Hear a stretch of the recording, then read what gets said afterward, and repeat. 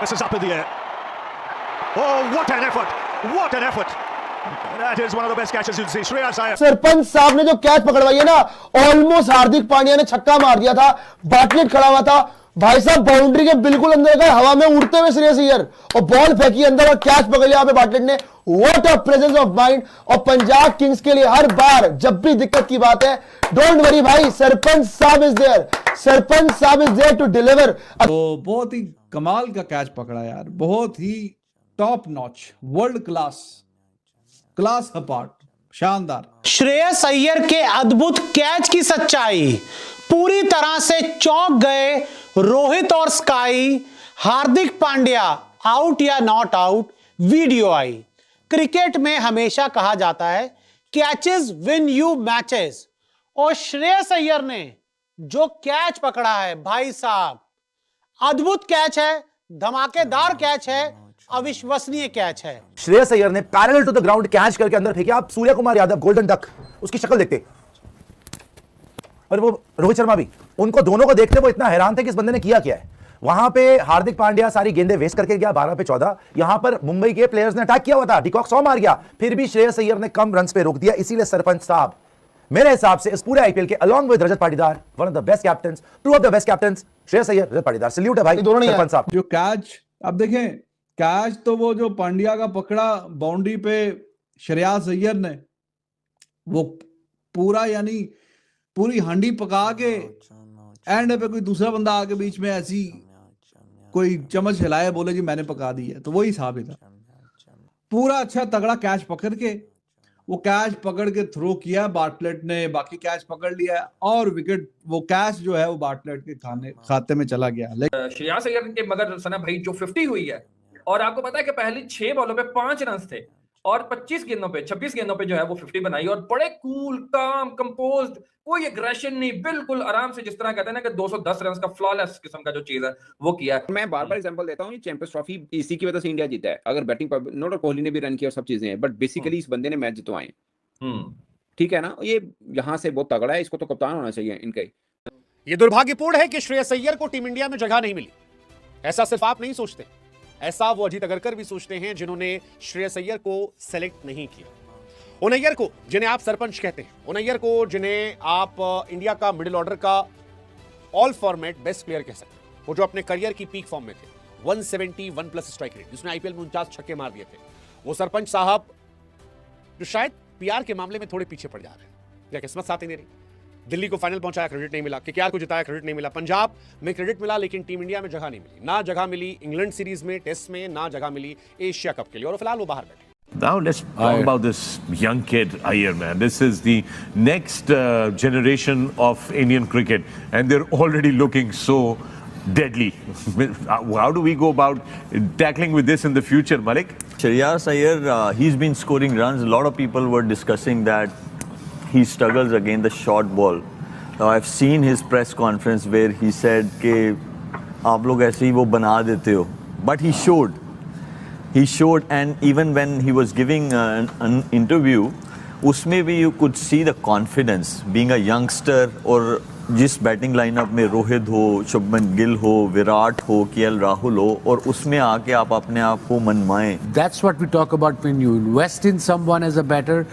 You got to invest him for a long run, and now they are उसको advantage मिल रहा है। ऐसे नहीं करते ना वसीम भाई, जब वो किसी पे इन्वेस्ट करते हैं तो वो उसको ऐसे नहीं जाने देते। अगर उसकी जगह कोई आ भी जाए, रन्स भी बना ले या विकेट्स ले ले, तो वो उसको ऐसे नहीं जाने देते। वो होमवर्क करते हैं, लॉन्ग रन का करते हैं। ये देखिए, थ्रू प्रॉपर चैनल जब भी आप कोई चीज करेंगे तो ऐसे रिजल्ट्स आएंगे। मिडिल ऑर्डर में इस तरह की हिटिंग, इस तरह की बैटिंग देखने को नहीं मिली है, और कहीं ना कहीं जरूर ये बाउंसर पे फंसते हैं, मगर ये पिच में इतना दमखम ही नहीं था कि ये बाउंसर पे आउट हो जाते, और सीधी हिट बड़ी आला खेलते हैं। कोई 7-8 छक्के लगाए उन्होंने, और सबसे इंपॉर्टेंट पोजीशन पे आके ये बैटिंग करते हैं, और बहुत बड़ा इन्होंने प्लेटफॉर्म ढूंढा, बहुत बड़ा स्टेडियम ढूंढा अपनी बेस्ट इनिंग्स। मैच जो होते हैं वो हाई स्कोरिंग होते हैं इस ग्राउंड में, तो अब देखते हैं कि क्या चलता है। और जो कैच अब देखें, कैच तो वो जो पांड्या का पकड़ा बाउंड्री पे श्रेयस अय्यर ने, वो पूरा यानी पूरी हांडी पका के एंड पे कोई दूसरा बंदा आके बीच में ऐसी कोई चम्मच हिलाए, बोले जी मैंने पका दी है, तो वही हिसाब ही था। पूरा अच्छा तगड़ा कैच पकड़ के, वो कैच पकड़ के थ्रो किया बार्टलेट ने, बाकी कैच पकड़ लिया और विकेट, वो कैच जो है वो बार्टलेट के खाते में चला गया। लेकिन श्रेयस अय्यर डगआउट में बैठा हुआ था, रोहित शर्मा के एक्सप्रेशंस के, यार ये इसने कैसे पकड़ा है, क्या किया इसने। तो बहुत ही कमाल का कैच पकड़ा यार, बहुत ही top notch, world class apart, शानदार।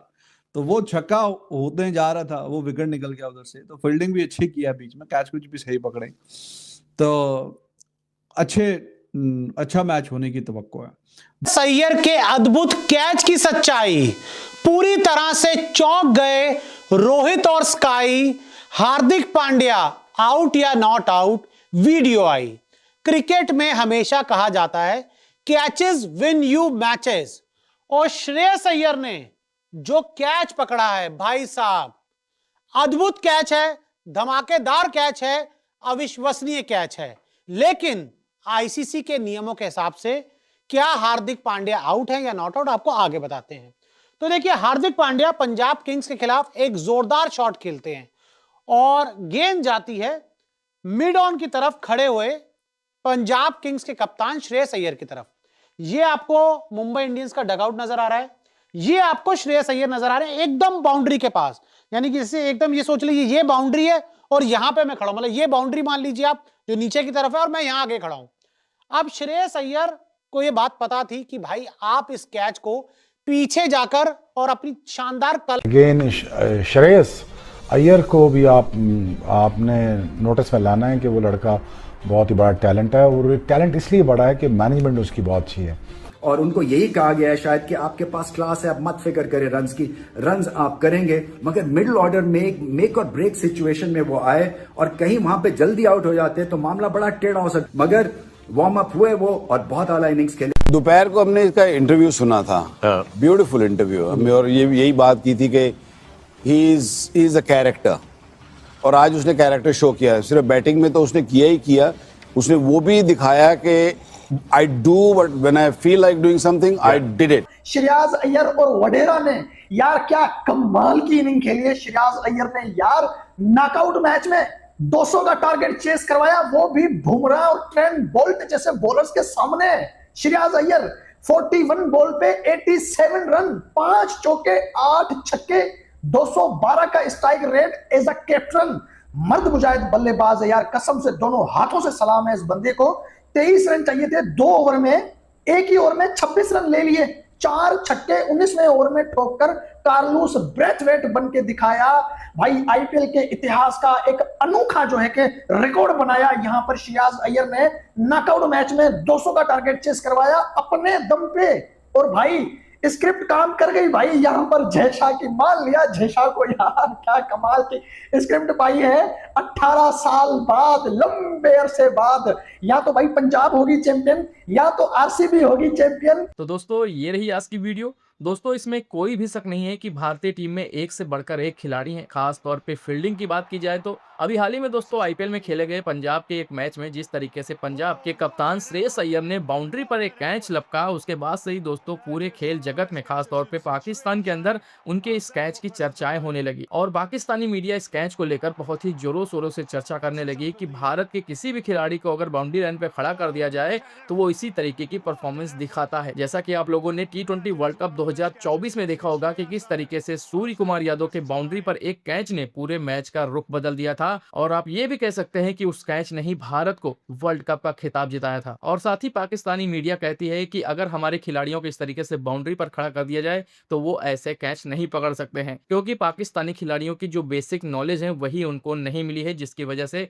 पाकिस्तानी खिलाड़ी जो है वो तीनों जगहों पर, चाहे बैटिंग हो, बॉलिंग हो या फिर फील्डिंग हो, हमेशा फ्लॉप होती है। और आईसीसी के बड़े बड़े टूर्नामेंट में वो 1-2 मैच खेलकर ही पूरे टूर्नामेंट से बाहर हो जाती है। तो दोस्तों पाकिस्तानी अक्सर जब भारत के खिलाड़ी हो या फिर भारतीय टीम हो, अगर वो बेहतरीन परफॉर्मेंस करते हैं, अपना बेस्ट देते हैं, चाहे वो किसी भी क्षेत्र में क्यों ना हो, बॉलिंग हो, बैटिंग हो, फील्डिंग हो, तब भी ये पाकिस्तानी इसी तरीके की भाई बातें करते हैं और अपने खिलाड़ियों को लेकर कंपैरिजन कराने लगते हैं।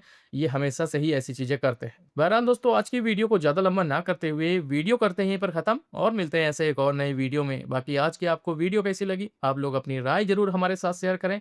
साथ ही साथ अपना ढेर सारा ख्याल रखें। नमस्कार।